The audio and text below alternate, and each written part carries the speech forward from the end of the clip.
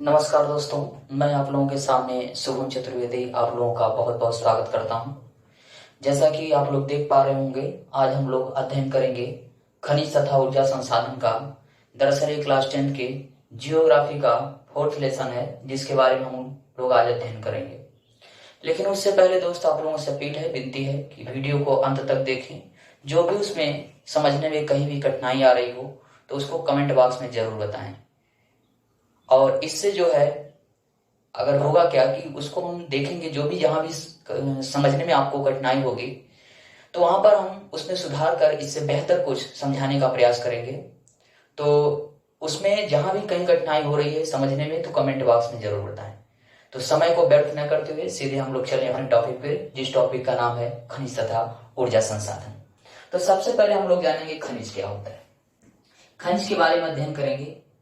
खनिज की अगर बात करें तो खनिज जो होता है वह भूपर्पटी में प्राकृतिक रूप से भूपर्पटी में प्राकृतिक रूप से विद्यमान संपदा होती है।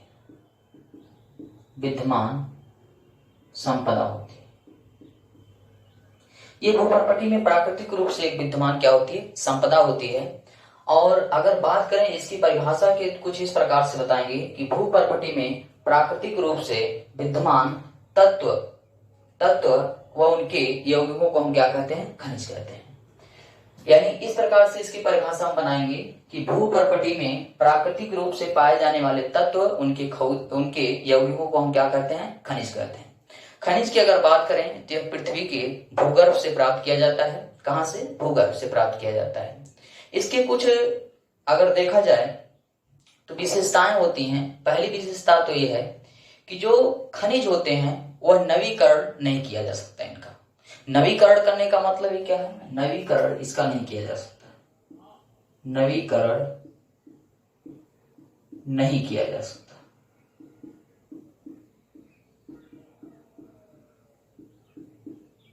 पहला पॉइंट इसका होगा। नवीकरण से क्या तात्पर्य है? नवीकरण का मतलब यह है कि नवीकरण संसाधन से तात्पर्य है कि ऐसे संसाधन जिनका भौतिक अथवा रासायनिक प्रक्रियाओं द्वारा पुनः प्रयोग कर सकें।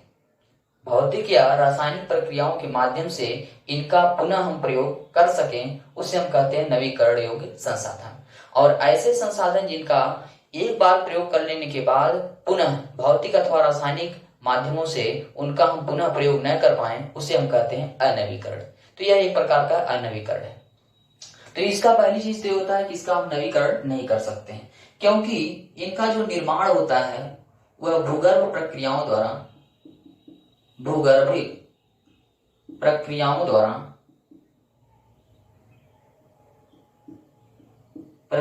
द्वारा करोड़ों वर्षों में इनका निर्माण होता है। इनका निर्माण जो है भूगर्भिक प्रक्रियाओं द्वारा करोड़ों वर्षों बाद इनका होता है, इसलिए यहाँ पर इनका नवीकरण हम नहीं कर सकते। दूसरी चीज इनका जो यहाँ पर विशेषता होती है, दूसरी विशेषता खनिज का, कि जो अधिकांश जो खनिज होते हैं, मोस्ट जितने भी अधिकतर जो खनिज होते हैं वह अजैव अथवा अकार्बनिक संरचना वाले होते हैं। सिर्फ और सिर्फ कोयला व खनिज तेल जो होते हैं, खनिज तेल, ये जो है जैविक तत्वों से मिलकर बने होते हैं, जैविक तत्वों से बने होते हैं। कौन? कोयला और खनिज तेल। बाकी अधिकतर जितने भी खनिज होते हैं वह अजैव अथवा कार्बनिक संरचना वाले होते हैं। तो इनकी कुछ विशेषता है और इनकी परिभाषा रही। परिभाषा की अगर बात करेंगे तो लिखेंगे कि भूपर्पटी में प्राकृतिक रूप से पाए जाने वाले तत्व, उनके यौगिकों को क्या कहते हैं? खनिज कहते हैं। खनिज एक प्रकार से प्राकृतिक संपदा है जो पृथ्वी के भूगर्भ से प्राप्त किया जाता है। और खनिज की कुछ विशेषताएं होती हैं कि खनिज जो होता है वह नवीकरण नहीं किया जा सकता इनका, क्योंकि इनका निर्माण भूगर्भिक प्रक्रियाओं द्वारा करोड़ों वर्षों बाद होता है। दूसरी चीजें, बहुत से खनिज, अधिकतर खनिज अजैव तथा अकार्बनिक संरचना वाले होते हैं। और दूसरी चीज, कोयला और खनिज को छोड़ करके, यानी कोयला जो खनिज होते हैं, कोयला और खनिज तेल यह जैविक तत्वों से बने होते हैं। अब बात आती है कि खनिज कितने प्रकार के होते हैं। खनिज के हम लोग प्रकार पढ़ेंगे। तो खनिज के अगर प्रकार की बात करें तो मुख्यतः क्लास 10 की अगर बात करें इसमें चैप्टर में, तो खनिज मुख्य रूप से 3 प्रकार के होते हैं। पहला जो होता है वो होता है धात्विक। दूसरे नंबर पे अधात्विक, तीसरा ऊर्जा संसाधन।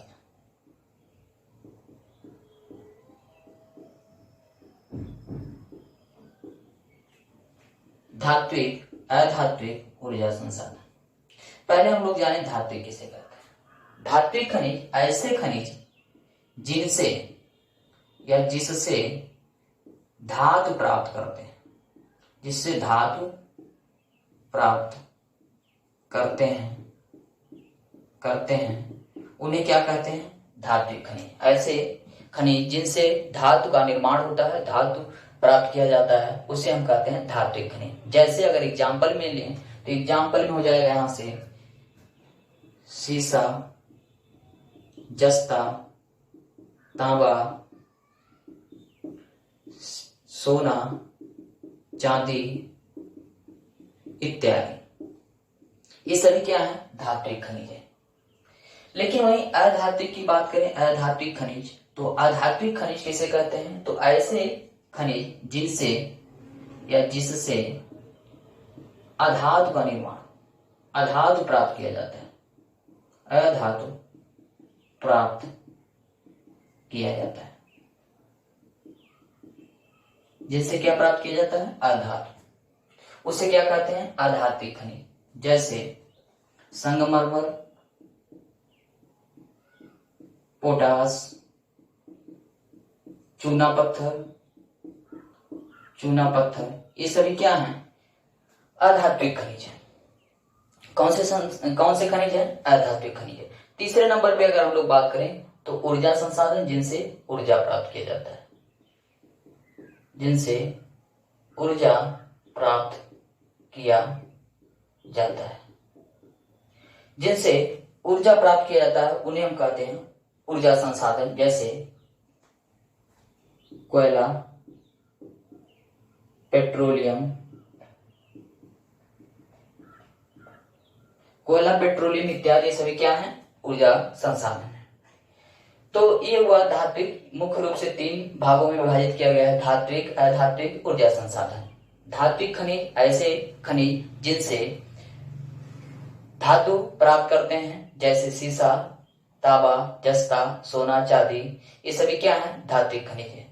दूसरे नंबर पे अधात्विक खनिज जिससे अधातु प्राप्त किया जाता है, जैसे संगमरमर, पोटास, चूना पत्थर। और तीसरे नंबर पे ऊर्जा संसाधन जिनसे ऊर्जा प्राप्त किया जाता है, कोयला, पेट्रोलियम, प्राकृतिक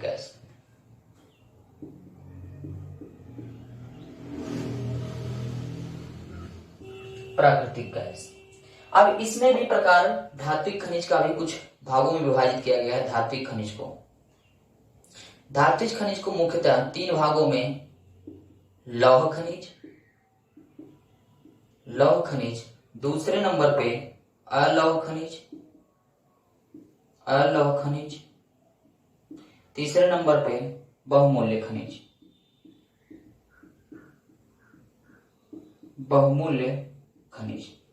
लौह खनिज, अलौह खनिज और बहुमूल्य खनिज।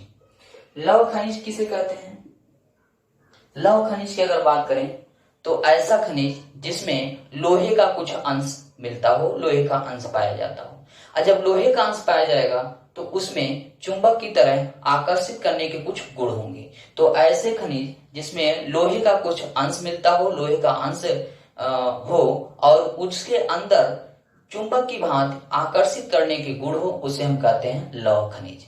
जैसे अगर एग्जाम्पल की अगर बात करें लौह खनिज की, तो लौह खनिज में हम लोग लेंगे nickel manganese, nickel, manganese, cobalt इत्यादि, ये सभी क्या है? लौह खनिज। और अलौह खनिज की बात करें तो ऐसे खनिज जिसमें लोहे का अंश न हो, लोहे का अंश न, और लोहे का अंश नहीं होगा तो इसमें चुंबक की भांति यानी कि चुंबक की तरह आकर्षित करने के गुण नहीं होंगे। तो ऐसे खनिज जो होंगे वह लौह अलौह खनिज कहलाएंगे। जैसे एग्जाम्पल की बात करें,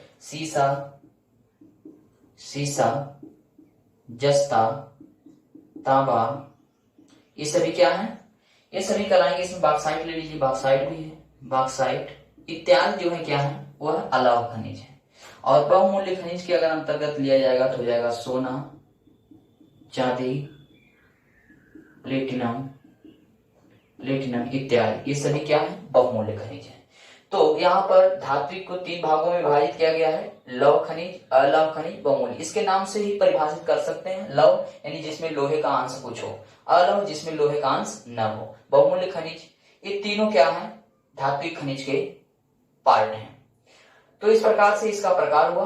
अब दूसरी बात यह आती है कि ये खनिज जो है इनकी उपलब्धता कहाँ से मिलती है, यानी कहाँ से प्राप्त किए जाते हैं, कहाँ कहाँ पर मिलते हैं, खनिजों की उपलब्धता क्या है। तो खनिजों की उपलब्धता के बारे में हम लोग अध्ययन करेंगे। खनिजों की उपलब्धता क्या है?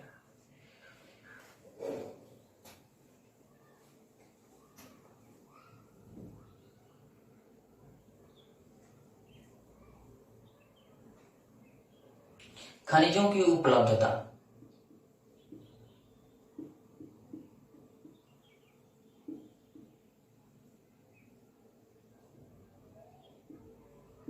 खनिजों की उपलब्धता कहां कहां से मिलते हैं खनिज? देखिए, पहली चीज तो खनिज जो है चट्टानों से प्राप्त, चट्टानों में मिलते हैं। चट्टानों में कौन कौन से चट्टान? आग्नेय चट्टान, अवसादी चट्टान, रूपांतरी चट्टान। दूसरे नंबर पे महासागरी जल में। तीसरे नंबर पे नदियों के निक्षेपों द्वारा, नदियों के निक्षेपों से।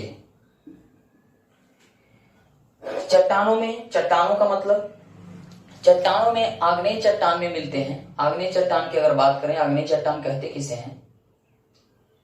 तो ज्वालामुखी विस्फोट के माध्यम से, जब ज्वालामुखी विस्फोट होता है तो उसके अंदर से मैग्मा, लावा, तरल पदार्थ जब बाहर आते हैं तो ठंडा हो जाते हैं, और ठंडा हो जाने के बाद वो जम जाते हैं, उन्हें हम कहते हैं आग्नेय चट्टान।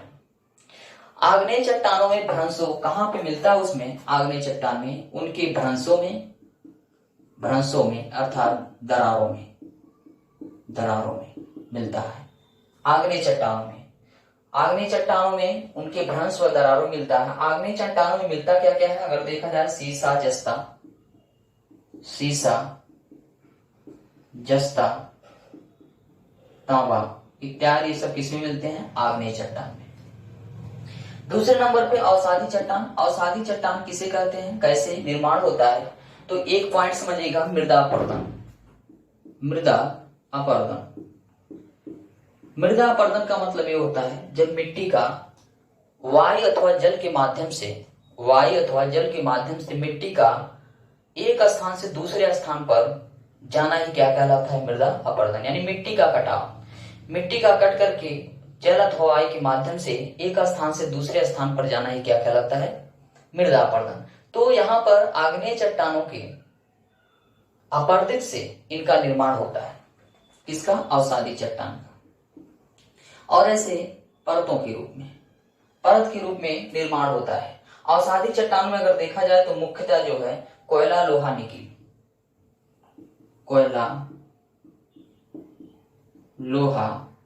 और निकिल मुख्य रूप से खनिज पाए जाते हैं। अब आ जाए, आग्नेय और अवसादी चट्टान का परिवर्तित रूप ही क्या कहलाता है? रूपांतरित चट्टान कहलाता है। तीसरे नंबर पे यहाँ पर आइए हम लोग महासागरी जल में। महासागरी जल में क्या क्या मिलता है?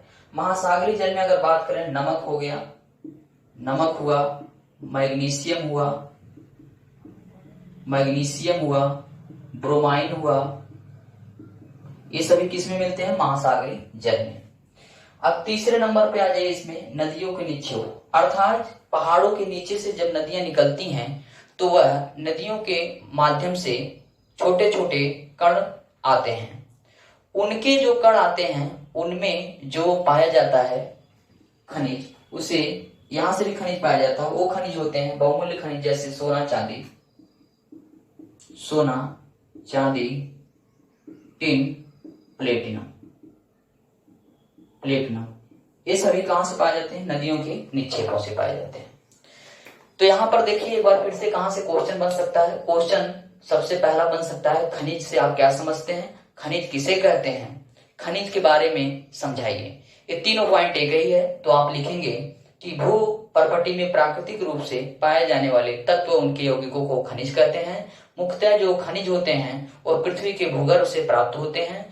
दूसरी चीज उसकी विशेषता, एग्जाम्पल में लिख दीजिएगा, सीसा, जस्ता, तांबा, कोबाल्ट, निकेल, मैग्नीशियम, एग्जाम्पल ये सारे लिख सकते हैं। दूसरे नंबर पे खनिज की विशेषता पूछ सकता है, तो खनिज की विशेषता आप लोग यहां से लिख सकते हैं कि पहली चीज तो खनिज को नवीकरण नहीं कर सकते हैं, क्योंकि भूगर्भीय प्रक्रियाओं द्वारा इनका निर्माण करोड़ों वर्षों बाद होता है। दूसरी चीज है, जो खनिज होते हैं अगर देखा जाए तो अधिकांश खनिज जो हैं वह जैव, अधिकांश खनिज जो होते हैं वह अजैव अथवा अकार्बनिक संरचना वाले होते हैं। सिर्फ कोयला व खनिज तेल को छोड़ करके ये क्या होते हैं? जैविक तत्वों से बने होते हैं। फिर आइए खनिज के प्रकार में। खनिज मुख्यतः 3 प्रकार का होता है, धात्विक, अधात्विक और ऊर्जा संसाधन। धात्विक खनिज ऐसे खनिज जिनसे धातु प्राप्त किए जाते हैं, अधात्विक खनिज जिनसे अधातु प्राप्त किए जाते हैं, ऊर्जा संसाधन जिनसे ऊर्जा प्राप्त किए जाते हैं। फिर धात्विक खनिज को 3 पार्ट में डिवाइड किया गया है, लौह, अलौह और बहुमूल्य खनिज। उसके बाद हम लोग आते हैं कि खनिज को उपलब्धता कहां पर है। चट्टानों में मिलते हैं, दरारों के रूप में, भ्रंशों के रूप में, परतों के रूप में, महासागरीय जल में मिलता है, नदियों के निक्षेपों से जो कंकड़ पत्थर आते हैं वहां से प्राप्त किया जाता है सोना, चांदी, टिन, प्लेटिनम। तो उम्मीद करते हैं कि समझ में आया होगा। आज यहीं पर हम लोग रुकेंगे, इसके आगे हम लोग अध्ययन करेंगे सेकंड पार्ट में। फिर मिलेंगे नेक्स्ट वीडियो में, तब तक के लिए धन्यवाद।